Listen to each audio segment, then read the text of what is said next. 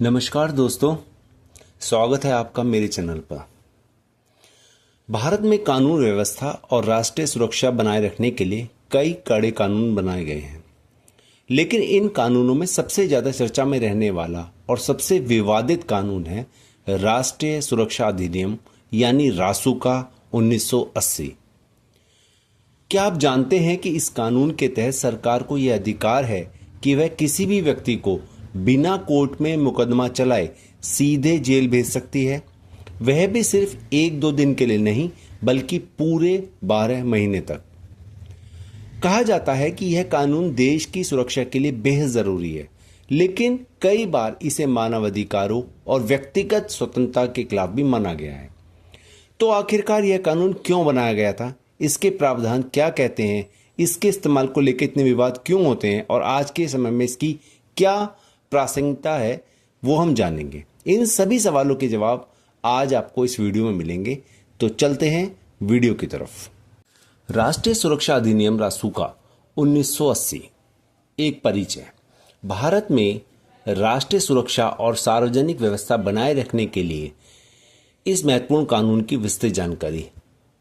यह प्रस्तुति रासुका के इतिहास, प्रावधानों, विवादों और वर्तमान प्रासंगिकता पर गहराई से चर्चा करती है। जानते हैं रासुका क्या है। निवारक निरोध कानून 1980 में भारतीय संसद द्वारा पारित यह एक निवारक निरोध कानून है जो सरकार को संदिग्ध व्यक्तियों को बिना न्यायिक प्रक्रिया के हिरासत में लेने की शक्ति देता है। इसका मुख्य उद्देश्य क्या है? राष्ट्रीय सुरक्षा की रक्षा, सार्वजनिक व्यवस्था बनाए रखना और देश की अखंडता और संप्रभुता को बनाए रखना इस कानून के प्रमुख उद्देश्य हैं। हिरासत की अवधि। इस कानून के तहत किसी व्यक्ति को बिना मुकदमे के अधिकतम 12 महीने तक हिरासत में रखा जा सकता है, जो इसकी सबसे विवादास्पद विशेषता है। ऐतिहासिक पृष्ठभूमि। 1915 defence of India act British शासन के दौरान पहला निवारक निरोध कानून जो स्वतंत्रता संग्राम के दौरान क्रांतिकारियों को नियंत्रित करने के लिए लागू किया गया। दूसरा कानून कब बना? ऐसा 1950 पीडी एक्ट। स्वतंत्रता के बाद निवारक निरोध अधिनियम 1950 लागू किया गया, जो आंतरिक सुरक्षा के लिए आवश्यक समझा गया। तीसरा MISA का युग। आंतरिक सुरक्षा अधिनियम MISA आपातकाल के दौरान व्यापक रूप से इस्तेमाल किया गया, जिससे भारी विरोध हुआ देश में। चौथे नंबर पे आता है 1980 NSA का जन्म। इंदिरा गांधी सरकार द्वारा राष्ट्रीय सुरक्षा अधिनियम लागू किया गया, जो आज भी भारतीय कानूनी व्यवस्था का हिस्सा है। रासुका के तहत सरकार की शक्तियां। केंद्र और राज्य सरकार की शक्तियां। केंद्र सरकार और राज्य सरकार दोनों ही इस कानून के तहत किसी व्यक्ति को हिरासत में ले सकती हैं। यह शक्ति संघीय ढांचे के अंतर्गत विभाजित है। राष्ट्रीय सुरक्षा की रक्षा, विदेशी संबंधों की सुरक्षा, रक्षा और सुरक्षा सेवाओं की रक्षा। विशेष प्रावधान क्या क्या हैं? विदेशी नागरिकों के संबंध में भी विशेष शक्तियां प्रदान की गई हैं। सरकार उन्हें नियंत्रित कर सकती है या देश से निकाल सकती है। सार्वजनिक व्यवस्था बनाए रखना, आवश्यक सेवाओं की आपूर्ति सुनिश्चित करना, राष्ट्र विरोधी गतिविधियों की रोकथाम। हिरासत की अवधि और प्रक्रिया। इस रासुका के तहत पुलिस का अधिकार क्या है? प्रारंभिक हिरासत। जिला मजिस्ट्रेट या पुलिस कमिश्नर द्वारा प्रारंभिक हिरासत 12 दिन तक की जा सकती है। इस दौरान संदिग्ध व्यक्ति को कारणों की जानकारी देना अनिवार्य है। राज्य सरकार की मंजूरी। विस्तारित हिरासत। राज्य सरकार की मंजूरी के बाद हिरासत की अवधि 12 महीने तक बढ़ाई जा सकती है।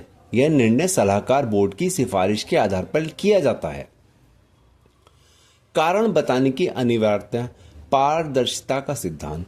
हिरासत में लिए गए व्यक्ति को हिरासत के कारणों की जानकारी देना कानूनी रूप से अनिवार्य है। हालांकि कुछ सुरक्षा कारणों से विवरण छुपाए जा सकते हैं।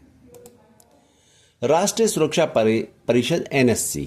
प्रधानमंत्री इसका नेतृत्व करते हैं। शीर्ष नेतृत्व होता है। प्रधानमंत्री की अध्यक्षता में गठित यह परिषद देश की सुरक्षा नीतियों पर सर्वोच्च निकाय है। समग्र सुरक्षा, व्यापक दृष्टिकोण, आंतरिक और बाहरी सुरक्षा चुनौतियों के लिए समग्र रणनीति तैयार करना और उसका क्रियान्वयन सुनिश्चित करना।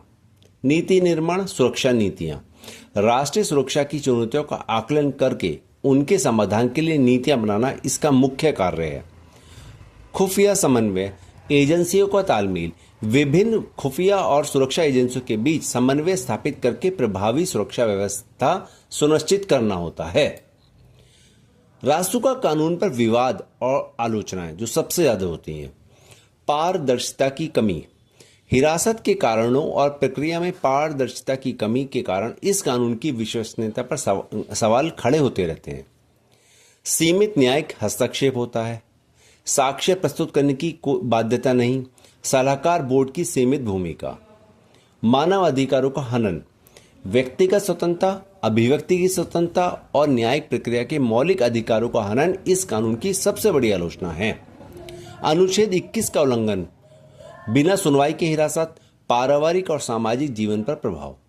शक्ति का दुरुपयोग, बिना मुकदमे के हिरासत की व्यवस्था का दुरुपयोग करके राजनीतिक विरोधियों और असहमति व्यक्त करने वालों को निशाना बनाने के आरोप लगाए जाते हैं। इसमें न्यायिक समीक्षा की सीमित गुंजाइश है। पुलिस द्वारा मनमाना इस्तेमाल हो सकता है। राजनीतिक प्रतिशोध का साधन है। प्रमुख उदाहरण और न्यायिक समीक्षा। 72.3% रिहाई दर। 1993 की सरकारी रिपोर्ट के अनुसार हिरासत में लिए गए व्यक्तियों में से 72.3% को बिना किसी ठोस सबूत के रिहा करना पड़ा। 1000 प्लस वार्षिक मामले। हर वर्ष हजारों मामले एनएसए के तहत दर्ज किए जाते हैं, जिनमें से अधिकांश विवादास्पद साबित होते हैं। 60% न्यायालय हस्तक्षेप। सुप्रीम कोर्ट और उच्च न्यायालयों द्वारा लगभग 60% मामलों में एनएसए के दुरुपयोग पर चिंता व्यक्त की गई है। यह कानून लोकतंत्र में एक आवश्यक बुराई है, लेकिन इसका उपयोग अत्यंत सावधानी से किया जाना चाहिए। यह टिप्पणी सुप्रीम कोर्ट ने करी है। हाल के वर्षों में सुप्रीम कोर्ट ने एनएसए के दुरुपयोग पर गंभीर चिंता व्यक्त की है और कई मामलों में हिरासत को अवैध घोषित किया है। रासुका का वर्तमान महत्व और उपयोग। समकालीन चुनौतियां। 21वीं सदी में भारत को विभिन्न सुरक्षा चुनौतियों का सामना करना पड़ रहा है। आतंकवाद से निपटना, आतंकवादी गतिविधियां, राष्ट्रीय और अंतर्राष्ट्रीय आतंकवादी संगठनों की गतिविधियों पर नियंत्रण और उनकी रोकथाम के लिए एनएसए का प्रभावी उपयोग किया जाता है। सांप्रदायिक सद्भावना, सामुदायिक हिंसा की रोकथाम, सांप्रदायिक तनाव और दंगों को रोकने के लिए संभावित उकसाने वालों को हिरासत में लेकर शांति बनाए रखने का प्रयास किया जाता है। संगठित अपराध, आपराधिक गिरोह पर नियंत्रण। संगठित अपराध, मादक पदार्थों की तस्करी और अन्य अपराधों में शामिल व्यक्तियों को नियंत्रित करने में यह कानून सहायक है। निष्कर्ष क्या निकलता है? सुरक्षा और स्वतंत्रता के बीच संतुलन। आवश्यकता की स्वीकृति। राष्ट्रीय सुरक्षा के लिए कुछ कठोर उपाय आवश्यक हैं, लेकिन इनका उपयोग अत्यंत सावधानी और विवेक से किया जाना चाहिए। सुधार की आवश्यकता। मानव अधिकारों की रक्षा के लिए पारदर्शिता, जवाबदेही और न्यायिक समीक्षा की व्यवस्था को मजबूत बनाना जरूरी है। स्थायी समाधान। लोकतंत्र में कानून का संतुलित, न्याय संगत और पारदर्शी उपयोग ही दीर्घकालिक समाधान प्रदान कर सकता है। महत्वपूर्ण सुझाव। एनएसए जैसे कानूनों का उपयोग केवल अंतिम विकल्प के रूप में किया जाना चाहिए जब अन्य सभी कानूनी उपाय विफल हो जाएं। लोकतांत्रिक मूल्यों और मानव अधिकारों का सम्मान करते हुए राष्ट्रीय सुरक्षा सुनिश्चित करना ही सही दिशा है। तो दोस्तों, आपने देखा कि राष्ट्रीय सुरक्षा अधिनियम यानी रासुका 1980 किस तरह से देश की सुरक्षा और नागरिकों की स्वतंत्रता के लिए बीच संतुलन बनाने की कोशिश करता है। यह कानून कई बार देश हित में मजबूत ढाल साबित होता है, तो वहीं कई बार इसके दुरुपयोग को लेकर सवाल भी उठते हैं। आपका इस कानून पर क्या विचार है? क्या आपको लगता है कि यह जरूरी है या फिर नागरिक स्वतंत्रता पर रोक लगाने वाला कदम है? अपनी राय हमें कमेंट में जरूर बताइए।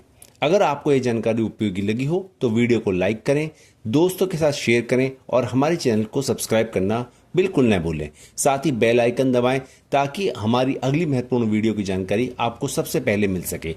फिर से मिलेंगे, तब तक के लिए जय हिंद, जय भारत।